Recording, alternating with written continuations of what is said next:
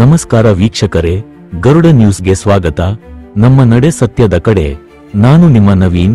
ದಿನಾಂಕ ಫೆಬ್ರವರಿ 9, 2025 ರಂದು ಭಾರತೀಯ ಸೇನೆಯಲ್ಲಿ ಸತತವಾಗಿ 36 ವರ್ಷಗಳ ಕಾಲ ಭಾರತಾಂಬೆಯ ಮಡಿಲಲ್ಲಿ ತಮ್ಮ ಸೇವೆ ಸಲ್ಲಿಸಿ ಈಗ ಸ್ವಯಂ ನಿವೃತ್ತಿ ಮಾಡಿ ತಮ್ಮ ಸ್ವಗ್ರಾಮವಾದ ನೀರಾಮಾನ್ವಿ ಗ್ರಾಮಕ್ಕೆ ಆಗಮಿಸಿದ ರಾಯಚೂರಿನ ಹೆಮ್ಮೆಯ ಮಣ್ಣಿನ ಮಗ ತಿಮ್ಮಪ್ಪ ನಾಯಕ ಗುಜ್ಜಲ್ ರವರಿಗೆ ಅದ್ದೂರಿ ಸ್ವಾಗತ ಮಾಡಿದ ದೇಶಭಕ್ತರು ಇವರಿಗೆ ಪುಷ್ಪಮಾಲಗಳಿಂದ ಅದ್ದೂರಿಯಾಗಿ ಸ್ವಾಗತ ಮಾಡಲಾಯಿತು.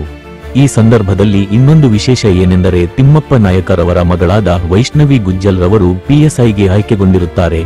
ಈ ಸಂದರ್ಭದಲ್ಲಿ ವೀರಯೋಧ ಹಾಗೂ ಅವರ ಮಗಳಾದ ವೈಷ್ಣವಿರವರಿಗೆ ಸ್ವಾಗತ ಹಾಗೂ ಅಭಿನಂದನೆಗಳು ಕೋರಿದ ಆಂಜನೇಯ ಜಲ್ಲಿ ನೀರಮಾನ್ವಿ ಮಾಜಿ ಸೈನಿಕರು, ಡಾಕ್ಟರ್ ಬಸವರಾಜು ಸುಂಕೇಶ್ವರ ಕನ್ನಡ ಅಧ್ಯಾಪಕರು, ಸರ್ಕಾರಿ ಪ್ರಥಮ ದರ್ಜೆ ಕಾಲೇಜು ಮಾನವಿ, ಡಾಕ್ಟರ್ ಹುಲಿಯಪ್ಪ ದುಮತಿ ಕನ್ನಡ ಅಧ್ಯಾಪಕರು, ಸರ್ಕಾರಿ ಪ್ರಥಮ ದರ್ಜೆ ಕಾಲೇಜು ಮಾನವಿ, ಆಂಜನೇಯ ವಸಲಾಪುರ ರಾಜ್ಯಶಾಸ್ತ್ರ ಉಪನ್ಯಾಸಕರು ಮಾನವಿ.